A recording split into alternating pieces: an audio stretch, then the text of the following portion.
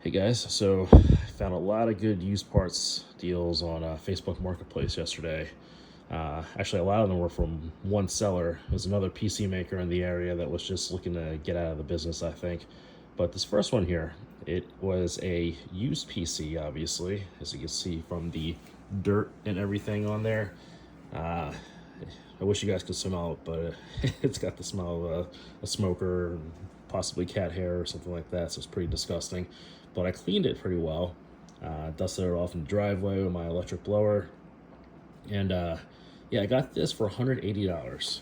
And the big component of this here is that RTX 2060 is the Asus dual fan mode or model, and under this disgusting CPU cooler, it's a 11400, I believe, and a 32 gigabytes of alloy RAM over there.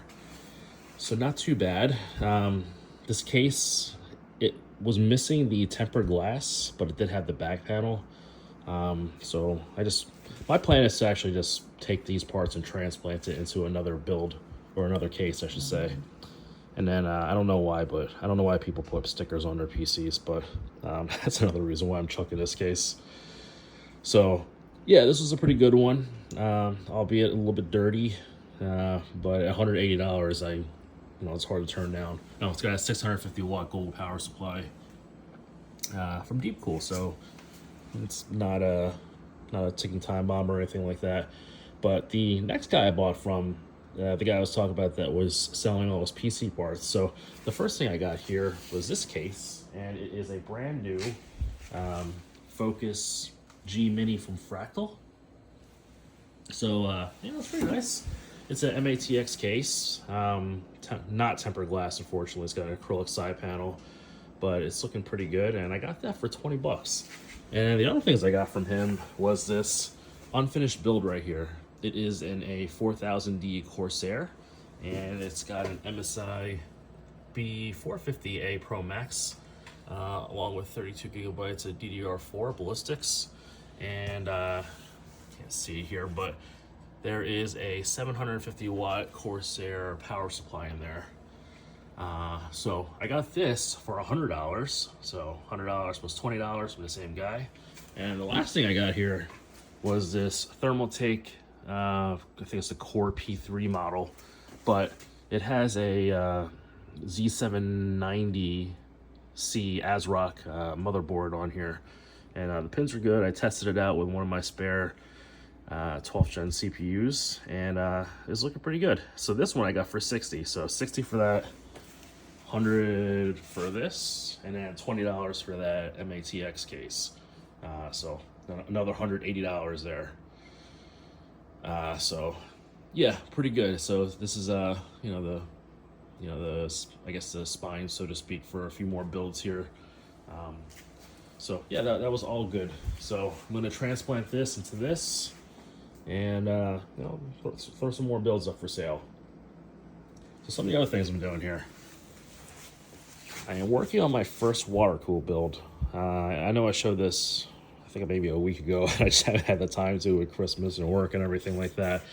But yeah, so I'm gonna plan to water cool this 9800 X3D, and I'm gonna be putting it in this